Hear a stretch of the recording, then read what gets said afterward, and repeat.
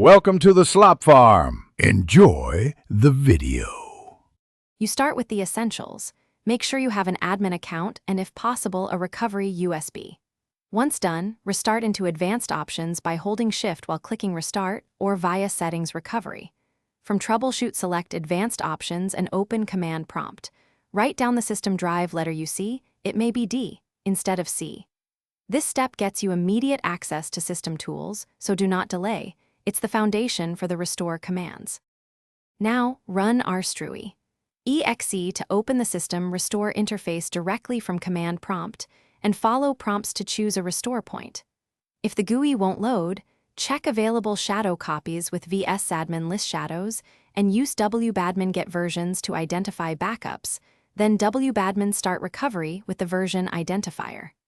Also, run sfc/scano and then chkdsk/f on the system drive to repair files and disk errors. These commands improve the chance the restore completes successfully.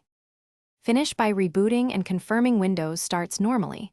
Once done, inspect Event Viewer for restore-related errors and note codes. If the restore fails, run dism/online/cleanupimage/restore health to repair the image, then repeat the restore steps. Make sure to export system and setup logs to a recovery USB for offline analysis if problems persist.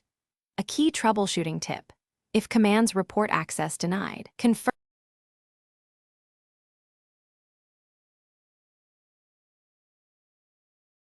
Thanks for watching.